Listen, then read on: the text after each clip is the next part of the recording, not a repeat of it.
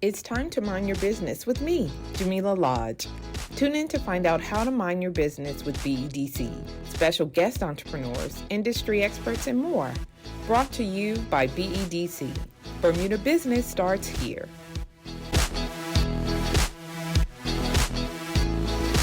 So welcome to Mind Your Business. I'm your host, Jamila Lodge, and you are Catherine Morley? Yes, and Catherine. Dylan Wilson. Correct. How did you get that? So you're both co-owners of Yello. So we're going to talk a little bit today about your entrepreneurial experience, what Yello is, what you do. And before we get started, I'll give you an opportunity to tell us a little bit about yourself. We'll start with you, Catherine. Good. Yes.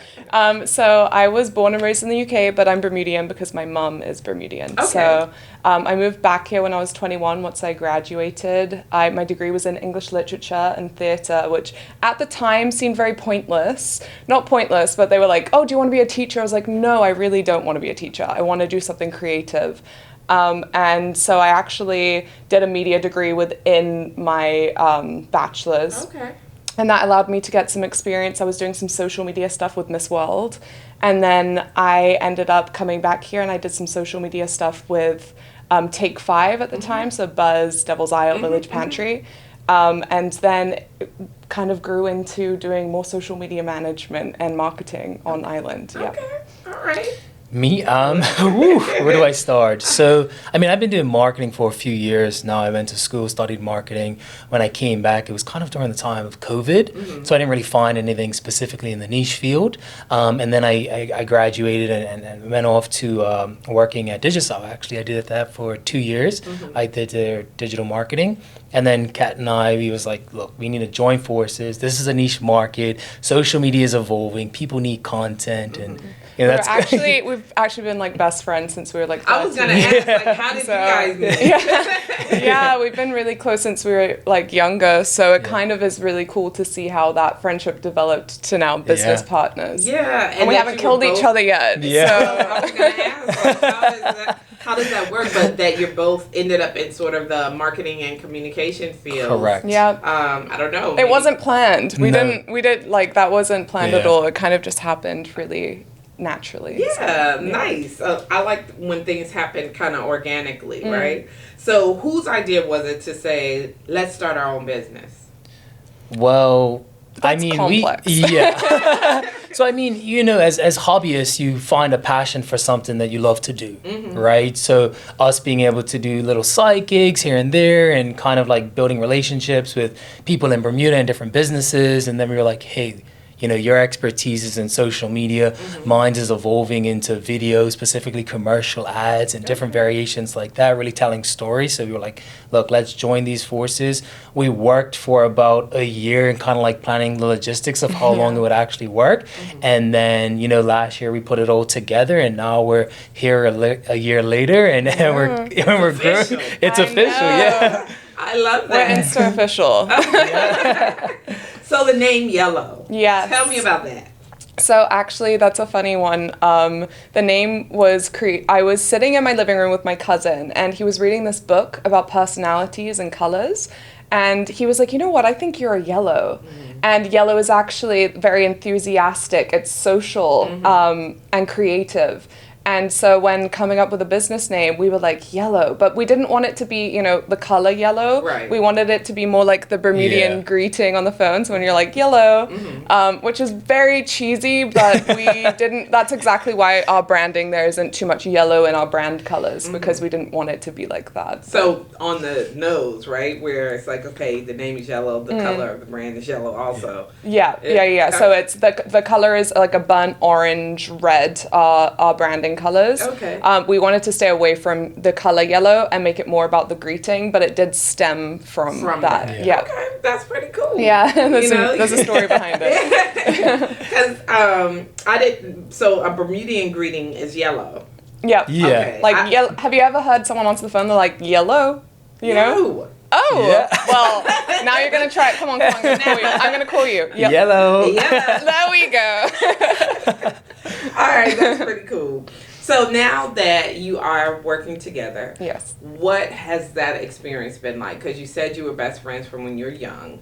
Do you find that it's easy, or has there been any friction that you had to be like, okay, well, I didn't know you was like that? I mean, I think it's a learning curve, right? Yeah. Everybody has expertise in different fields, right? So, for example, Catherine's really great at creative strategy and being able to take photos and even videos as well. So we kind of like find unique areas. I'm more kind of like analytical in operations. So I think we kind of balance each other out that, because we don't essentially like overstep essentially. Okay. We just we let each other kind of like take the lead in specific areas, and then we discuss every financial decision, or how we're going to grow. We just employed our first employee a month ago. So Rena, shout out Rena. yes. And honestly, Dylan's been I think I've been like more of that kind of creative fairy marketing girl, and Dylan's like the stern operationals side. So we actually gel very well together. I'd say we complement each other very well.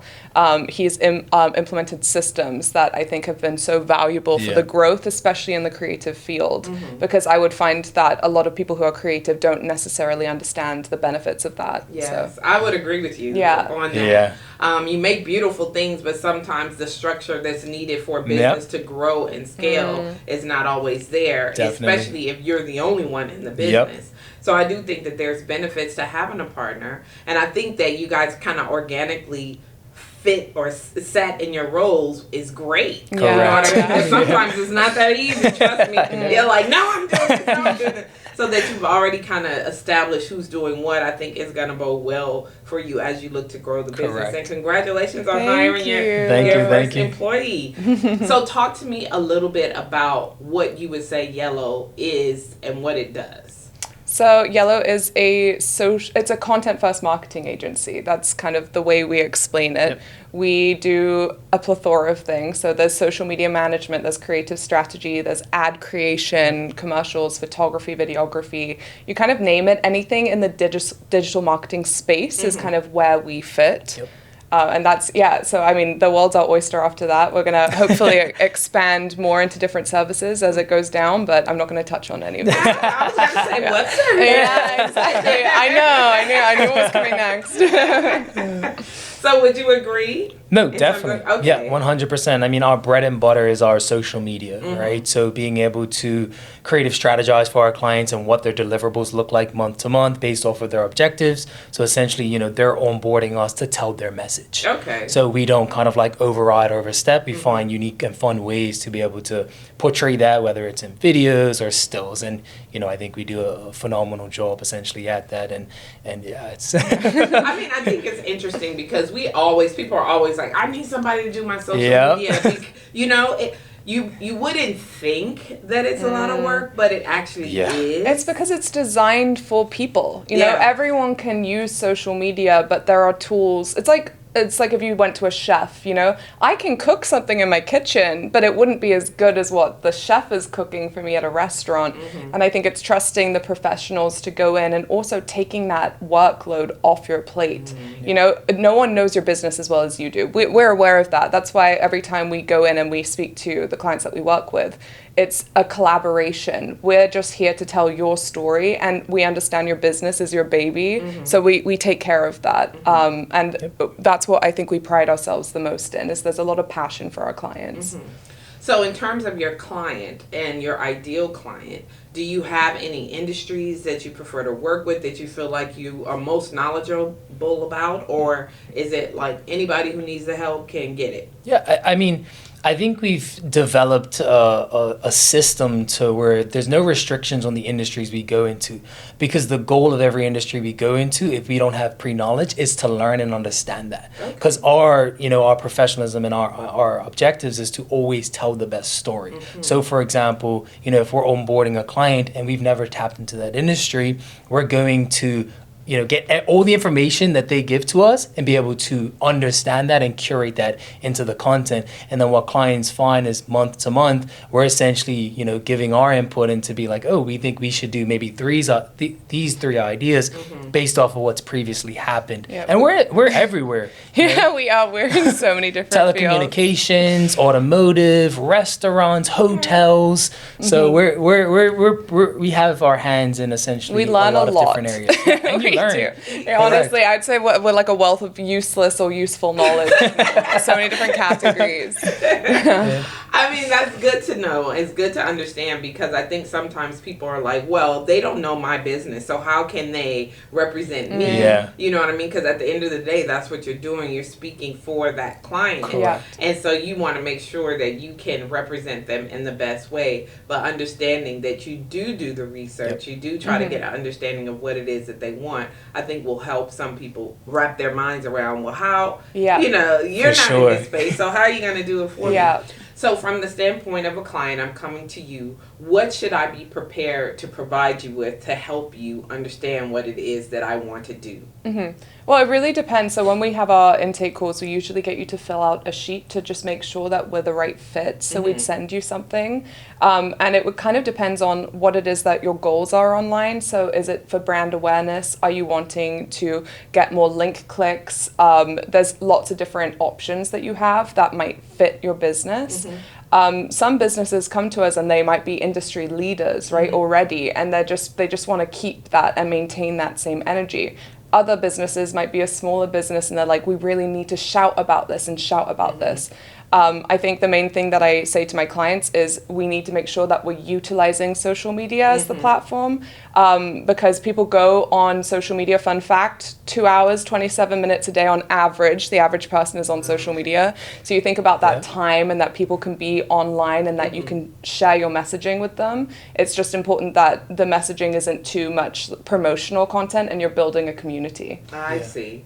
So talk to me a little bit about the messaging, because, you know, initially it's like social media, you see it, but do you kind of retain what you see? Does it make you do anything? Like, is it convincing you to purchase or buy, which I would imagine every client wants, right? They're like, that's why we're doing this, because we want you to buy our stuff. So how do you do that? Like, how do you determine if what it is that you're doing is actually working for the client? Correct. So we track that with analytics. So everything from, you know, impressions to likes to shares to the amount of people that's commenting and seeing essentially what's working and what's not, so that, you know, every single month we're improving kind of like the metric of our deliverables. You know, social media isn't perfect and every content piece is not going to be the golden piece, but as long as we're telling, you know, our client's story the best way possible, then that tends to resonate with Bermuda really well. You know, Bermuda's a very kind of community enriched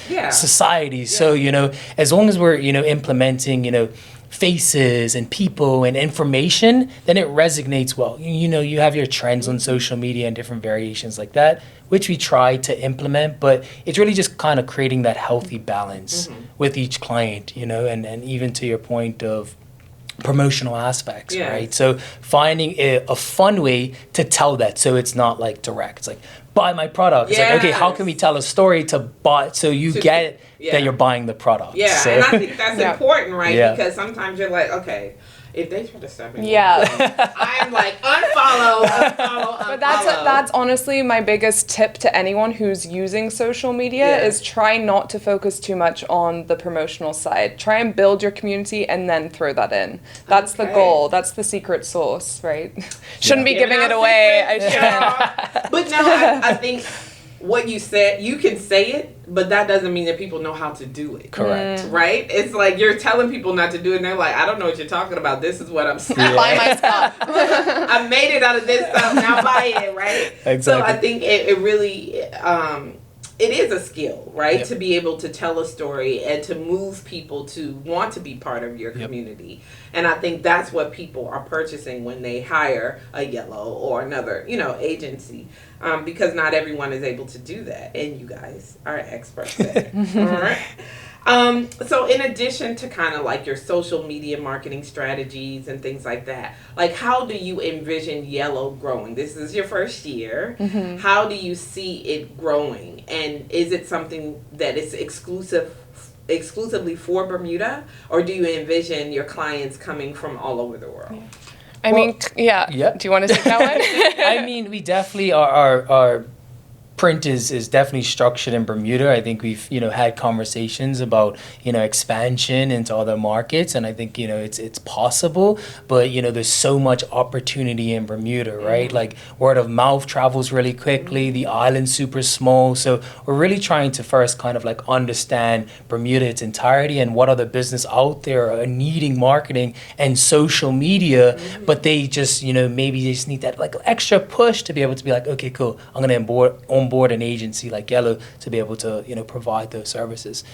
Eventually, I'm sure we'll expand overseas, but our main focus is to prioritize the island and making sure that they have access to all the tools that we're able to offer, and then we'll expand. But it's a community approach first. Okay, and I respect that. Why should someone factor in like social media marketing into their overall kind of marketing strategy? Why is it important? It's so important. I think on this island, Dylan touched on this earlier, we are heavily reliant on word of mouth. And I think that can be a danger sometimes, especially, when COVID hit, there's no one that you can actually really, unless you're FaceTiming someone, to connect with on word of mouth. And actually, social media played a huge part. I was working with Take 5 at that time, and we were posting different things for the restaurants, and that was really helpful for making sure that we were keeping in contact with the island. So I would say that don't just rely on word of mouth. Lots of businesses are online. So if you don't have an online presence, that is essentially your digital resume. When people are interested in your business, they're going to search it. And a lot of people are now using social media as a search engine to check your business out. So it's really important that you have an online presence. So let me ask you this question, because you're both very young. Why, thank you. She's like, you're welcome. So, I have a 21-year-old son, right? And I'm like, yeah, Facebook this, but he's like, what?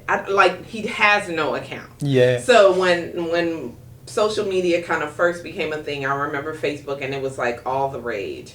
And I personally think that a large number of Bermudians are on Facebook. Yep. But I'm going to ask you, the experts, what do you think is the most influential kind of social media app?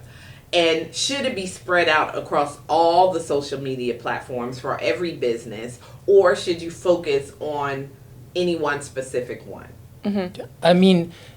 At the end of the day, maximizing exposure is something that's super important, right? Facebook has always changed their algorithms and the people that you can actually target, more family friendly. So, what we find is specifically on Facebook, it's not getting as much engagement as other platforms, right? So like everybody resonates or drives to Instagram. Even TikTok, right? TikTok was really the starter of short form videos and allowed other platforms to, gravitate to that and be able to create that expansion. Obviously now the market is so saturated and there's a lot of information online, but in regards to businesses themselves, it's not going to essentially hurt to not take advantage of the platforms that we have for free on our phone, because at least it's better to do something than not. Right. So even to Catherine's point that she said earlier. And I think also age demographics count in this, because Facebook, you have, I would say it's like 45 plus in terms of age brackets of the people who are using Facebook. Essentially, I feel like when that came in, a lot of the time when you're a little bit older, you're like, I don't have time to learn a new app. This is exhausting. All my friends are on Facebook, or they'll call it the Facebook or the YouTube. And then you have people who are like 40, I would say 20 to 40 on Instagram. Obviously, that age range varies, right? But this is just the numbers that we're seeing. So like 20 to 45 on Instagram. And then you have a lot of the younger audience that are on TikTok, although you can't really boost on TikTok, so it's not utilized as a social platform as much on our side. And then LinkedIn obviously is the corporate side. And if you're wanting to boost on LinkedIn, it's a little more expensive, it's a little more pricier. So generally to our clients, we suggest sticking to Facebook and Instagram. You're able to target people, and you could put $30 on a post and reach like 25,000 people. And our population's not that high, right? So we're honestly in a great place. Exactly. So I think that's important, because sometimes I think understanding your demographic and who your ideal customer is can go a long way in helping you kind of stretch those marketing dollars, right? Because Correct. it's like, if your clientele is not on Instagram, then why are you posting on Instagram, I guess? But I don't know. You guys might be like, no, you need to be on there anyway because you might get new clientele. But I always think that that's an interesting conversation because, like you said, the older demographic may not be as well versed on the other apps that are available. So they're like, well, why would I do that? And I think that's a great point because a lot of the businesses that are relying on maybe the older generation of Bermuda, what's going to happen in terms of your growth? Are you wanting, you're going to want to attract the age group below at some point. So what are you doing? It's not that kind of podcast today. No, I mean, that's a good point. Like, you know, that's one constant is time, and you're gonna get older and older and older. So what apps you use today may be different from the ones you use tomorrow. So now I want to switch gears a little bit and talk to you a little bit about the journey of entrepreneurship and what that was like for you. So you came home, you were like, okay, I'm going to work for these other people or work in marketing. You did the same thing. But when you decided to start your business, what was that whole experience like? Was it easy? Was it difficult? Like, was it easy? What am I even doing? I mean, there's no blueprint, right? So you kind of just get thrown in the water and have to figure it out. Like everything from opening up a bank account to, you know, setting up the business and making it, you know, an LLC and everything kind of, you know, payroll tax, social, you know, nobody tells you essentially how to do that. So, I kind of like took on BDC. We didn't though. We went in blind. I think we may have called someone from BDC for a little bit of guidance, but I think we went in kind of just like, we got this, you know? We know what we're doing. So in terms of the timing and all of that, was there anything that you were like, okay, they are trying to stop us from doing this, or this is just too much, we don't want to do it, or was it maybe opening a business bank account was a bit of a challenge. That was definitely, it really does. In the beginning it feels like an uphill battle. You're like, oh my god, what's next? Please, anything else? And then you understand why people like might find it really intimidating to start businesses, because they have these great ideas but then they're not actually able to implement them and bring them to life, right? So I think that was our biggest process, but that was why I think having Dylan as a business partner was so incredible, you know, because we were able to support each other. It's literally like growing something out of nothing. And now I was saying to Dylan, it feels like Yello was nothing and now it's this living, breathing entity, right? I love to hear it. I love to see it. I mean, this is why I enjoy doing this, because that's exactly what it is. You take an idea or thought and then you actually turn it into a reality, a tangible thing that you can point to and be like, we did that, we grew that business. So it's wonderful to see. And of course, it always hurts my heart when I hear you say or hear other entrepreneurs talk about the challenges of trying to start business, because our whole job is to try to encourage people to start business. And they're like, but you know, it's not easy. So the fact that you marched through those challenges and did it anyway is good. I think it's good for Bermuda, it's good for the island, and it's good in terms of encouraging other entrepreneurs to follow the same course, you know? Did you ever envision that you would be owners of your own business? I mean, it's cliche, right? Because I think, well, I don't know this for certain, but, you know, when I went off to university, everybody's kind of like idea of like growing and becoming an adult is like, I want to be an entrepreneur. And I've always had that in my mind since I was in high school. It's just you don't know what you're going to actually do with it, right? So, you know, for us, we're passionate about this, so we know that we're going to wake up and actually enjoy it every single day. Whereas maybe another entrepreneur might not, you know, maybe they're just an investor in a company and they just want to make money off of that. So I think for us, we found something that is niche. We love to do it, and we're just constantly kind of like growing and growing. But Yeah, I always say I swapped my 9 to 5 for a 24-hour job. Of course. Yeah.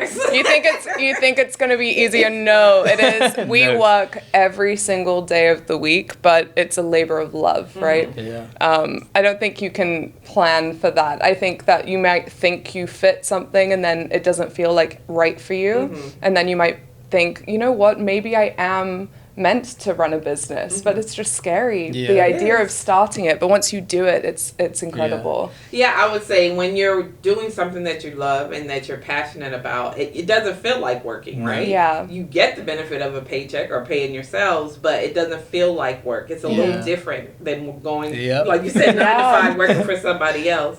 So I think that in itself is great. And I think, I don't know, I don't want to age myself specifically, but I think the way in which younger people approach entrepreneurship is like a possibility. Yeah. Like you said, in high school, you always thought or envisioned, you just didn't know what it was going to be. Yeah. Whereas I think in my generation, we were like, okay, go to school, get a degree, go get a job, and keep that job forever and ever Yeah. and ever.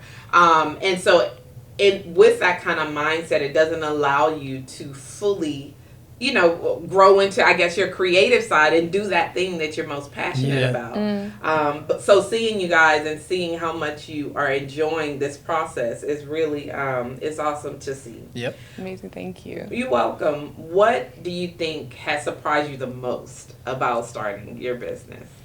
Oh my goodness. Well, for me, I think surprises, kind of the uncertainties, Okay. right? So, for example, for me, the most challenging part that we were going to expect was growing and how to manage that.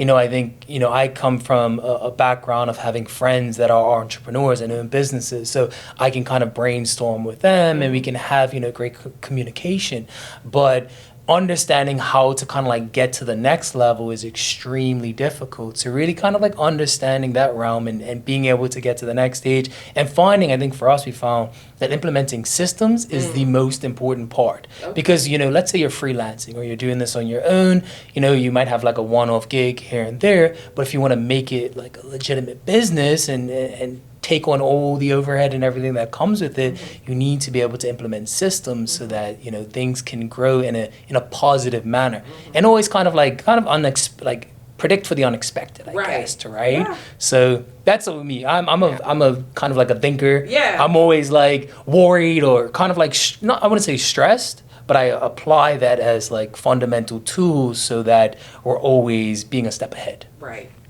What about for you? I would say mine is the value that the island puts on creativity and people in the creative field. I have a lot of my friends that are in the creative field, and I feel like we are extremely undervalued on this island purely because of the need for it. I think if you were in the States, there's a higher need for, more people. So the price tag is a little bit higher, but when you think about all of the equipment and all of the time that it takes to invest into something, we found that if we were doing this same structure in the US, the pricing would be very different. So I feel like that's been the biggest challenge, is trying to explain to people the value. And then once they invest in it, they see the return and they love it and it's incredible. But that beginning phase of trying to explain to someone why it's important has been the toughest challenge and the biggest surprise to me, because you don't think that that's going to be the thing you have what do to you mean? Everybody does because it. everywhere else in the world, I think Yes. they understand the value, but I think it just takes a little bit more time on island to express that need to people. I would agree with you. I think, like you said, word of mouth actually still works here. Yeah. Whereas in other jurisdictions where you have millions and millions of people, it's Yeah. like, who you tell? Yeah. it's not gonna move the needle at all. Yeah. And so people, I think, get used to that. Yeah. And I'm always talking about these forced monopolies where, despite, it's not even on purpose. It's just that you are one of one or one of two that provide this product or service. So why would I need to invest in social media and tell people? People Yeah. are going to come to me because I'm the only one providing it.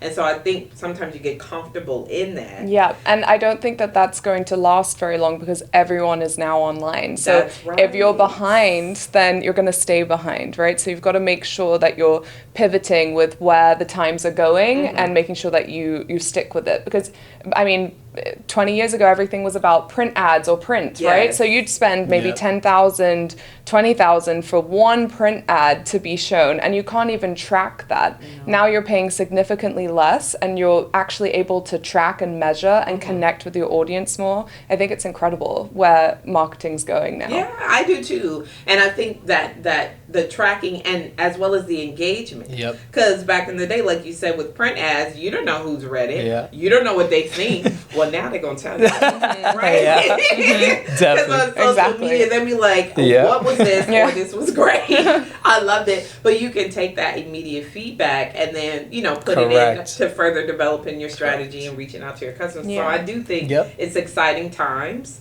So if someone who's listening is like, oh, I need that in my life, how do they reach out? How do they connect with you to take advantage of your offerings? Yeah, so I mean, you can go to our website at yellowcreatives.com.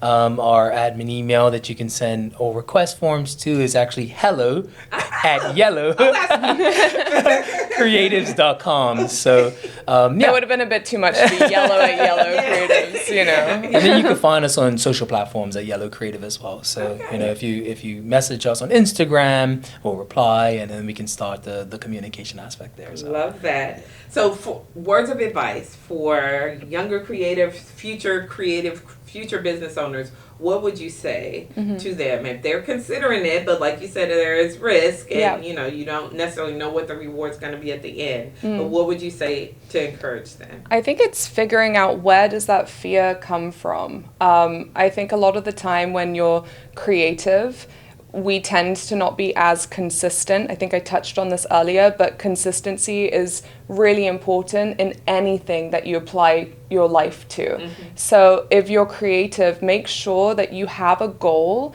and stick to it and then apply that creativity. I think it's also really important not to compare yourself to other businesses or other creatives, because that's the beauty of creativity, is it's your own unique thumbprint. So I think make sure that you run with that. Make sure that you're only comparing yourself to yourself and grow to the next step every single time. And you will see huge benefits from it if you follow that kind of basis. All right. Spoken like a salesman. I'm like, I don't even know if I should say anything. Here we go. I mean, I think it's kind of we hear this, but like kind of just taking the leap, and putting yourself in that field. For me to get to this stage, I was a YouTube consumption. I would consume hundreds and hundreds of hours of YouTube to be able to understand, how to operate a camera, how to, record sound, and how to edit sound, and how to edit video. So really just like finding something that you genuinely love and finding the tools and the avenues to be able to learn that.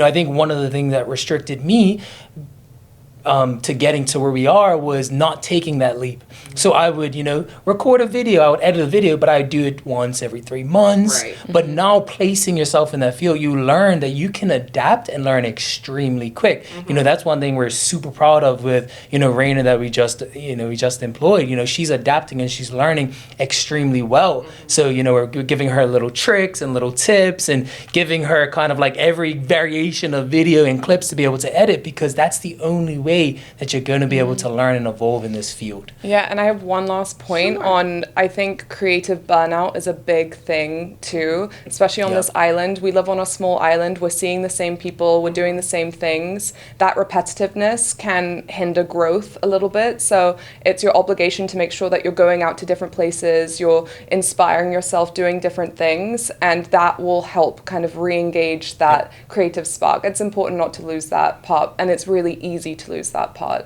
Aw, Of course. I've enjoyed our conversation. Thank you. Thank you for coming on Mind Your Thank you Business. for having us. And Yeah, remember, thank if you. you don't mind your business, who will? Oh. Exactly. Thanks for tuning in to Mind Your Business with me, your host, Jamila Lodge. Tune in next week, Thursday at 4 p.m. because if you don't mind your business, who will? Mind Your Business is brought to you by BEDC. Bermuda Business starts here.